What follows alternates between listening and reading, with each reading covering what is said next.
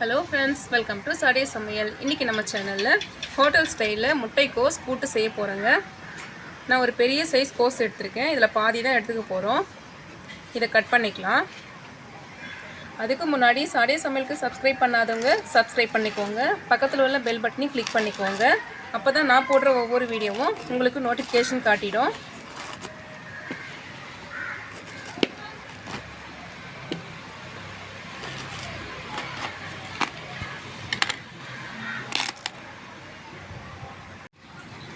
Cut பண்ணிக்கலாங்க.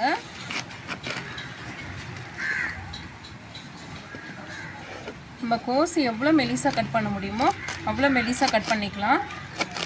அப்போ தான் கூட்டு ரொம்ப டேஸ்ட்டாக இருக்குங்க.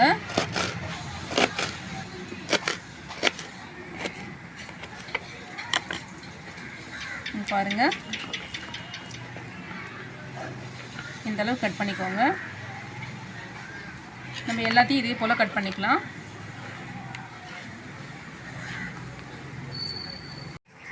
கோஸ் எல்லாம் கட் பண்ணியாச்சுங்க. இப்போ நம்ம கூட்டு செய்ய ஆரம்பிச்சிடலாம். பாத்திரம் ஹீட் பண்ணியாச்சுங்க. எண்ணெய் விட்டுக்கலாம்.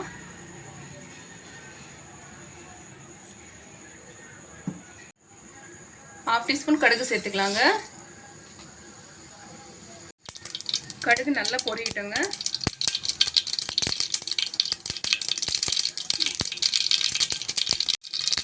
கடுகு நல்லா பொரிஞ்சதும் 2 காஞ்ச மிளகாய் சேர்த்துக்கலாம்.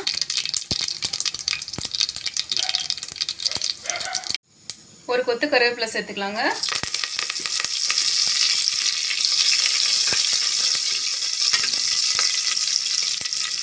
பொடியை கட் பண்ண ஒரு வெங்காயம் சேர்த்துக்கலாம்.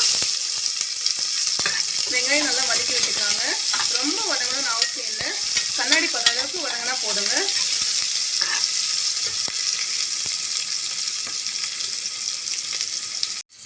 ரெண்டு டேபிள் ஸ்பூன் கடலைப்பருப்பு சேர்த்துக்கலாம்.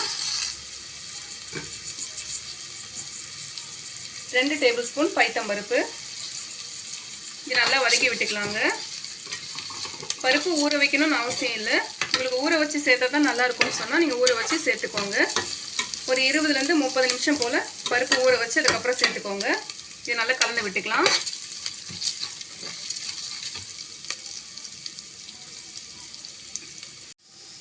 பொடியை கட் பண்ண ஒரு தக்காளி சேர்த்துக்கலாங்க. கலந்து விட்டுக்கலாம்.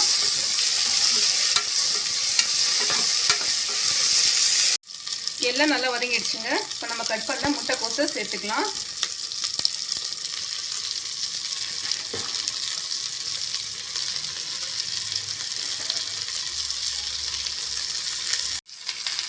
நல்லா கலந்து விட்டுக்கலாங்க.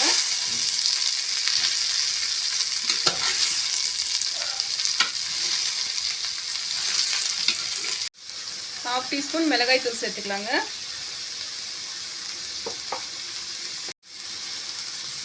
கால் டீஸ்பூன் மஞ்சள் தூள்,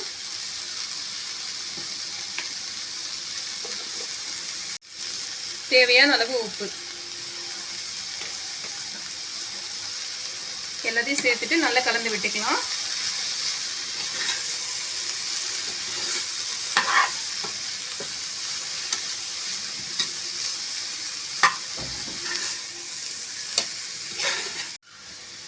எல்லாம் கலந்து விட்டாச்சுங்க. காய் வேகிற அளவுக்கு தண்ணி சேர்த்துக்கலாம்.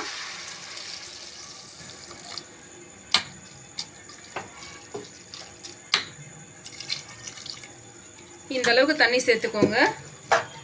இப்போ இதை மூடி போட்டுட்டு ஒரு 2 விசில் விட்டுக்கலாங்க. பருப்பு காயெல்லாம் நல்லா வெந்துடும். காய் வேகிறதுக்குள்ளே நம்ம தேங்காய் அரைச்சிக்கலாங்க. நான் 3 பீஸ் தேங்காய் எடுத்து கட் பண்ணியிருக்கேன், சேர்த்துக்கலாம்.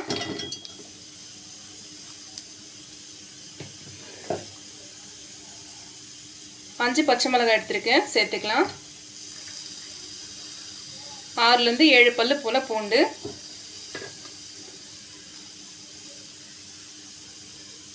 சீரகப்பொடி ½ டீஸ்பூன் சேர்த்துக்கிறேங்க. உங்ககிட்ட பொடி இல்லைன்னா முழு சீரகமாகவே சேர்த்துக்கோங்க. இப்போ இதை நல்லா பேஸ்ட் போல் அரைச்சி எடுத்துக்கலாம்.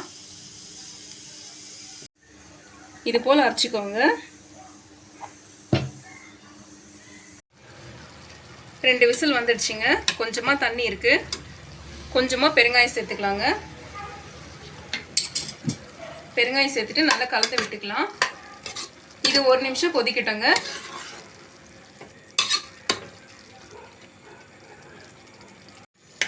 ஒரு நிமிஷம் ஆயிடுச்சுங்க.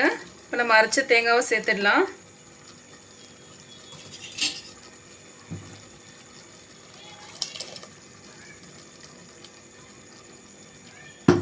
தேங்காய் சேர்த்துட்டு நல்லா கலந்து விட்டுக்கலாங்க. தேங்காய் சேர்த்த பிறகு ரொம்ப கொதிக்கணும்னு அவசியம் இல்லைங்க. 1 நிமிஷம் கொதிக்கட்டுங்க போதும். இதை மூடி போட்டு விட்டுடலாம்.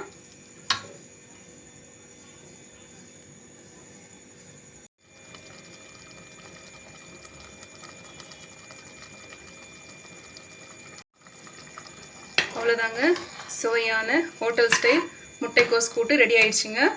நம்ம கொத்தமல்லி தூவிடலாம்.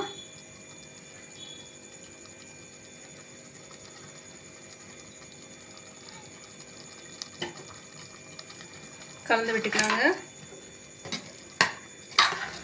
ஸ்டவ் ஆஃப் பண்ணிடலாம்.